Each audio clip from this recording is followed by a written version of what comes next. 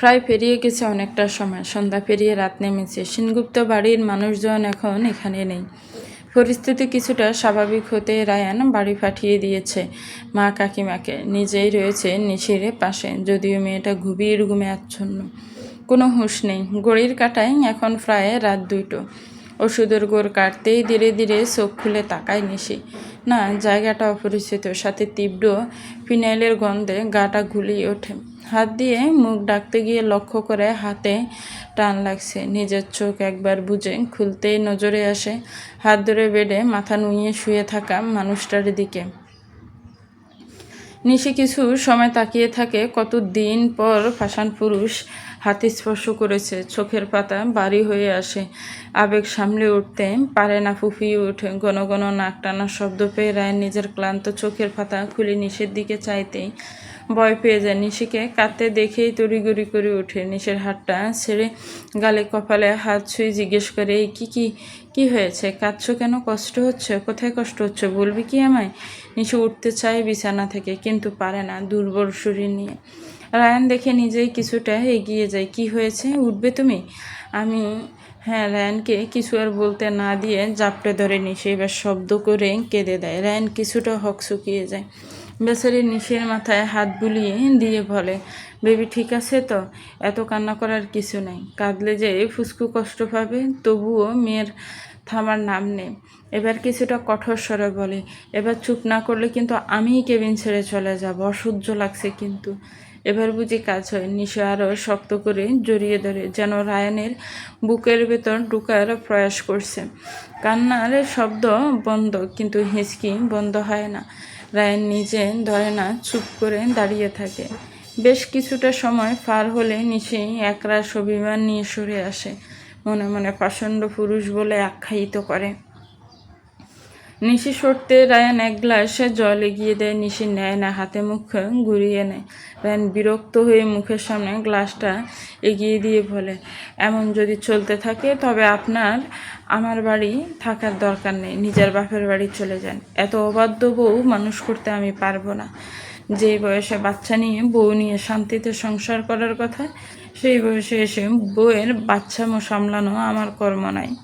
নিশি মুখ সুন করে বসে থাকে। রায়ান জলের গ্লাস এগিয়ে দিতেই 2 ডুং জল খায়। রায়ান জলের গ্লাস সাইডে রেখে পকেট থেকে ফোন বের করে কেবিন থেকে বের হতে যায়। পিছন থেকে বিদ্যুস্বরে নিশি বলে ওঠে, দেখুন, আমি আপনাকে ছেড়ে কোথাও যাব না। আর আপনি আমায় এই ভুতুরে মতন একটা ঘরে রেখে কোথায় যাচ্ছেন? রায়ানের হাসি ফেলেও কন্ট্রোল করে, আর বার না হয়েই খাবার অর্ডার করে হাসপাতালের ক্যান্টিন থেকে। কিছু সময়ের মধ্যে খাবার চলেও আসে। নিশিকে দৌড়ে উঠে বসিয়ে নিজে ফ্রেশ হয়ে এসে খেতে বসে। নিশি পুরো বিষয়টা নীরব দর্শকের মতন দেখে। ভাত মেখে মুখের সামনে দৌড়তেই নিশি চোখ মুখ কুঁচকে বলে, খাবো না ভাত, খেতে মন চায় না। রায়ান আর শুনল কই, এক হাতে গাল চেপে ধরে ভাত মেখে মুখের ভিতরে ঢুকিয়ে দিয়ে নিজেও খেতে থাকে। নিশি চোখ বড় বড় করে তাকিয়ে থাকে। রায়ান নিজের মুখের ভাত শেষ করে বলে, রাত জাগিয়ে বোর হতে চললো। মুখের ভাত শেষ না করলে সকালে হাসপাতাল থেকে ছুটি করিয়ে বাপের বাড়ি রেখে আসবো। ভালো লাগবে সেটা? ব্যাস, আর কিছুই বলতে হয় না। কষ্টে সৃষ্টে মুখের ভাত শেষ করে কগাল খাইয়ে নিজেও খেয়ে নেয়। সেই দুপুরে বাড়িতে খেয়েছিল, আর কিছুই পেটে পড়েনি। তার মধ্যে এত কাজের প্রেশার, এতক্ষণে পেটে 2টো ভাত দিয়ে শান্তি লাগছে রায়ানের। খাওয়া শেষ করে নিজের হাত মুখ ধুয়ে নিশিকেও ধুইয়ে দিয়ে এসে চেয়ারে বসে।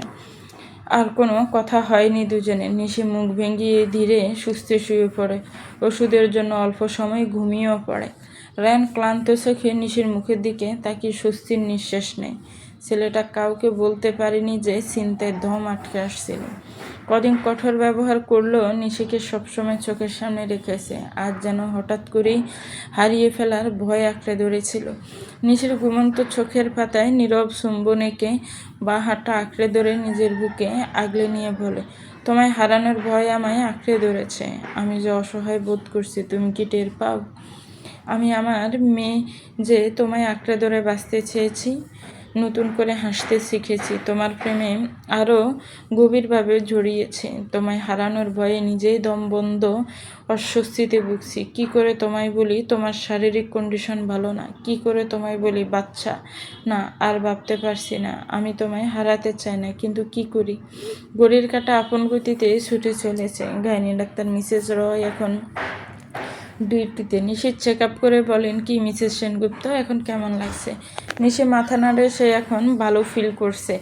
গুড, এভাবেই মনোবল শক্ত রাখুন, সব ঠিক হবে। নিশি ব্রু কুচকে চায়, মানে রায়ান বাধা দিয়ে বলে, আর কোনো রিপোর্ট কি করতে হবে মিসেস রয়? না, আপাতত আর কোনো টেস্ট না, তবে ওনার সাথে সবটা শেয়ার করে নেওয়া দরকার। ওনার সবটা জানা উচিত। নিশি বুঝে ডাক্তারবাবু কিছু লুকাচ্ছে। নিজের পেটে হাত বুলিয়ে বলে, ডক্টর রয়, আমার বাচ্চাটা ঠিক আছে তো? মিসেস রয় বলেন, বাচ্চা একদম ঠিক আছে, কিন্তু আপনি ঠিক নেই। আপনার শরীর প্রচণ্ড দুর্বল, বাচ্চা প্রসব করার মতন। মিসেস রয়, আমি বলে দেব। ওকে বলে চলে যায়। নিশি জিজ্ঞেস করে, কি লুকাচ্ছেন? বলুন, কি লুকিয়েছেন? রায়ান একটা দীর্ঘশ্বাস নিয়ে বলে, অতনুর সাথে থাকাকালীন তোমার কোনো মিসক্যারেজ যে নিজে থেকে হতো না। নিশি অবাক হয়। রায়ান বলেন, তোমাকে মেডিসিন দেওয়া হতো, সেই মেডিসিনের কারণে ওই সমস্যাটা তোমার মধ্যে দেখা দিয়েছিল। যদিও এটা কোনো তোমার সমস্যা ছিল না, তুমি শারীরিক দিক থেকে একদম সুস্থ ছিলে। মা হওয়ার জন্য তোমাকে সেই সময় প্রচণ্ড কড়া পাওয়ারের ওষুধ দেওয়া হয়েছে, যেটা হয়তো তুমি স্বইচ্ছায় খাওনি। সেই মেডিসিনের প্রভাবেই তোমার সাথে পরপর সেই ঘটনাগুলো ঘটে। এইভাবে তুমি ন্যাচারালি প্রেগনেন্ট হয়েছ। বাচ্চা সুস্থ আছে, কিন্তু তোমার ইউটেরাস অসুস্থ, মানে খুব ওষুধের কড়া পাওয়ারের কারণে তোমার ভেতরে সেই জটিল সমস্যা দেখা দিয়েছে। নিশে ছলছল চোখে তাকিয়ে বলে, ডাক্তারবাবু, আপনি এটা বলবেন না প্লিজ। আমাকে বাঁচাতে আমার বাচ্চাটাকে না। আমি সেটা কখনোই করতে পারবো না। আমি মা, আমি সবটা সহ্য করে নিতে পারবো, আমার কিচ্ছু হবে না। রায়ান নিশির দিকে এগিয়ে এসে বলে, আমার কথাটা বোঝার চেষ্টা করো। তোমার সুস্থ থাকাটা আমার কাছে সব থেকে জরুরি, কিন্তু আমার কাছে জরুরি আমার পেটে আপনার অস্তিত্বটাকে বাঁচিয়ে রাখা। ডাক্তারি ব্যবস্থা এখন অনেক উন্নত, সব ঠিক হবে। দরকার হলে ভালো ডক্টর দেখাবো। আমরা বিদেশে যাব। কিছু বলবেন না প্লিজ।